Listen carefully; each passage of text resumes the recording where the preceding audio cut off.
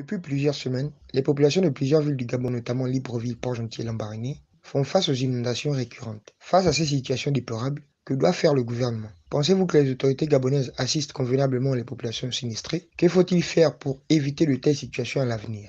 Info 241, par le biais de ses correspondants présents dans les villes de Port-Gentil et de Libreville, est allé à la rencontre des populations de ces différentes villes pour leur poser les questions précitées. Oui, voici les réactions recueillies sur place.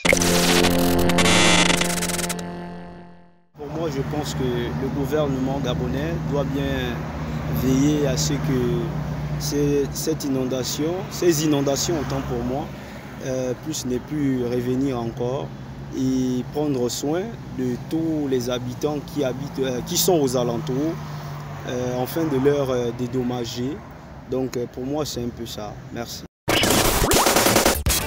La vérité bonne à dire, le gouvernement ne fait rien en fait. Pour commencer, bon, on ne peut pas contrôler l'eau. C'est-à-dire quand la mer ici s'est fâchée, il peut y avoir une inondation grave. Du coup, même s'il faut faire quelque chose, c'est pour un bout de temps, ça va tenir, après boum, ça va lâcher. Donc, probablement, le gouvernement ne peut rien faire sur ce point. Mais on peut seulement essayer de renforcer les murs des maisons, tout ce que je pourrais dire.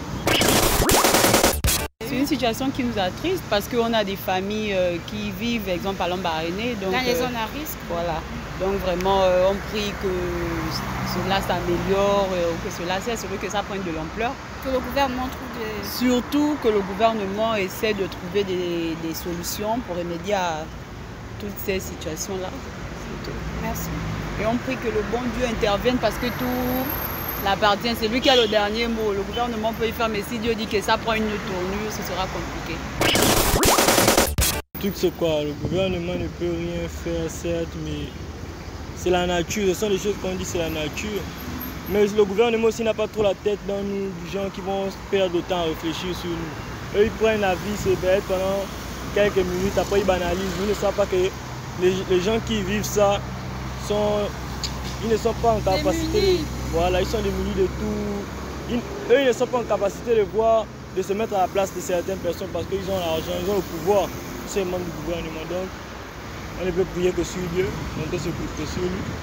Le gouvernement, vraiment, ils ne font rien. Ils ne font rien pour le pays. Ce qu'on peut dire, c'est que les terres sont plus ou moins partagées. Il y a des populations qui sont installées dans des zones qu'on peut qualifier d'inondables, à risque. Et aujourd'hui, en saison sèche, on ne peut que constater les dégâts. En saison des pluies? En saison des pluies, je voulais dire. On peut constater les dégâts. Et de l'autre côté, nous avons le gouvernement qui ne fait pas assez à travers l'aménagement des différents bassins versants. On le constate dans certains quartiers de Libreville où il n'y a pas assez d'infrastructures pouvant contenir assez d'eau en saison des pluies. Donc pour moi, ma position, c'est que les torts sont partagés par rapport au phénomène que nous vivons aujourd'hui sur les inondations. Face à ces situations déplorables, que doit faire le gouvernement? De toutes les manières, ils n'ont jamais rien fait. On sait ce qu'ils doivent faire. Le gouvernement doit revoir le plan d'urbanisation de certaines villes, réassainir ces endroits, les réaménager, le cas échéant, déménager à titre provisoire ou définitif les populations de certaines zones afin de réaménager ces zones-là, de le faire correctement pour que ces eaux-là puissent s'écouler ou auquel cas les délocaliser complètement et leur offrir de nouvelles habitations. Mais bon, tout cela reste une utopie, car on sait bien dans quel pays on se trouve. Pensez-vous que les autorités gabonaises assistent convenablement les populations sinistrées? La réponse est tout simplement non. À part quelques, je dirais, érudits qui sortent de l'ombre quand ils doivent seulement faire le décompte des voix. On va dire pour attirer l'attention pile poil seulement quand on a besoin de sortir ou de mettre quelque chose dans les urnes. Que faut-il faire pour éviter de telles situations à l'avenir? Auquel cas, attendre que le gouvernement se décide enfin à revoir le plan d'urbanisation de nos villes, à les repenser et à repenser l'octroiement des terrains, toutes ces choses-là. Sinon, nous organiser nous-mêmes en tant que citoyens en collectivité locale, en essayant de changer les choses, certes lentement, mais sûrement, petit à petit, avec nos petits moyens, mais à plusieurs, ces petits moyens-là deviendront grands et avec le temps, ça pourra, au moins les dégâts causés par ces inondations seront moindres. Merci. Selon moi, il faut déjà créer des voies d'accès des eaux de pluie, en outre des caniveaux. Et s'il en existe déjà, c'est de les entretenir ou encore d'améliorer ces voies d'accès pour qu'elles soient en adéquation avec les réalités de vie des populations. Et en ce qui concerne le gouvernement, cela ne m'étonne guère, car c'est un problème qui existe depuis des années et cela n'a jamais été résolu par le dit gouvernement. Donc, à nous les populations de créer des voies et moyens pour assainir ces accès par les actions sociales. Le gouvernement ne fera absolument rien. Déjà, j'ai près d'une trentaine d'années, mais lorsque j'étais encore au primaire, donc j'avais une dizaine d'années par là, vous pouvez voir le carrefour de Nzayon. C'était toujours inondé et jusqu'à présent, il y a toujours des inondations. Donc, ça veut dire que c'est réellement un problème qui existe depuis des années et le gouvernement a l'incapacité de trouver les solutions idoines pour résoudre ce type de problème. C'est juste un manque de volonté de leur part. Parce que je me dis, dans un pays qui se respecte avec toutes les structures et les cerveaux qu'on a au sein de notre gouvernement, il est vraiment inacceptable. Je dirais même c'est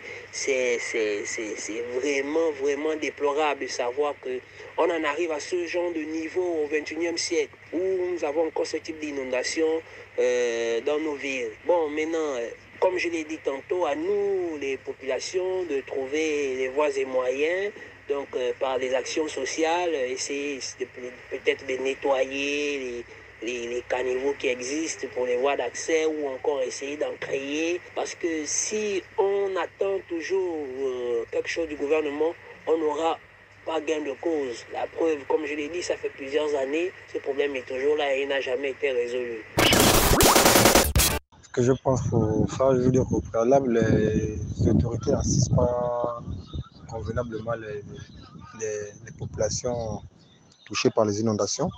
Il faut que le gouvernement mette une communauté en place qui va étudier ce problème d'inondation. Donc, savoir les zones qui sont susceptibles vraiment de s'inonder. Et on va dire quoi quand je parle d'information, ça veut dire une campagne néanmoins pour informer. On va dire avant la saison des pluies, parce que ce phénomène-là se produit plus en saison de pluie. En saison sèche, on n'a pas ce phénomène-là. Donc, en saison sèche, bien tout au long de la saison sèche, pour mettre un comité en place, un comité de suivi pour informer la population, on va dire, de Libreville, Port-Gentil, Lambaréné et ses affluents. Donc, toutes ces personnes, tous ces villages-là qui s'inondent, on peut dire que c'est de créer des canaux d'irrigation d'eau à grande échelle, pas ces petits canaux-là qui se bouchent à chaque fois là. Et comment s'organiser pour déplacer ces personnes-là avant que les inondations n'arrivent. Parce que on va dire que si on a un comité de prévention, on va mieux s'y prendre pour éviter les catastrophes dans des foyers. Ça veut dire qu'on a la perte de matériel et tout le reste qui va avec, quoi. Donc c'est un peu ça ma bonne participation que je peux te donner.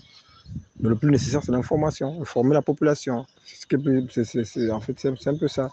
Ne pas faire comme s'il n'y avait rien. Parce que là, on se rend compte que, c'est même à travers les réseaux sociaux qu'on se rend compte qu'il y a tel phénomène.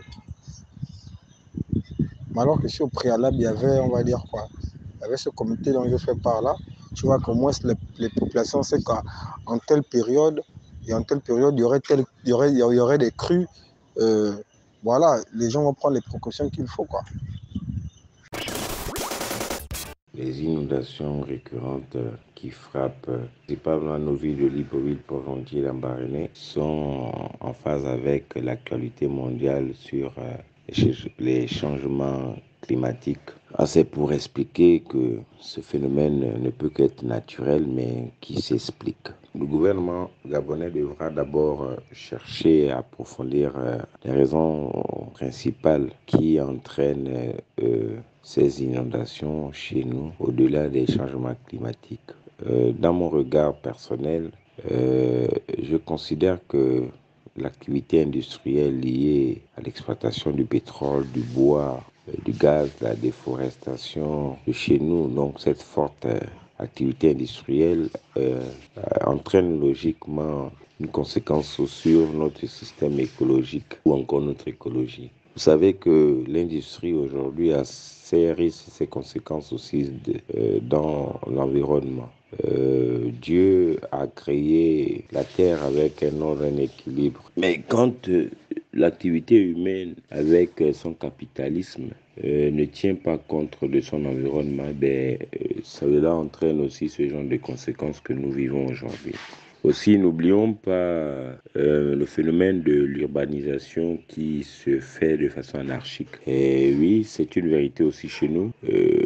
Port-Gentil, Libreville, Lambaréné sont des villes démographiquement qui ont évolué et souvent la direction du cadastre et de l'urbanisme n'accompagne pas ou ne fait pas un travail approfondi sur le contrôle de l'occupation des terres, la construction des logements. Et aussi, nos collectivités locales, dans l'assainissement de la ville, doivent pouvoir recadrer ce travail afin que les bassins versants soient mieux améliorés chez nous.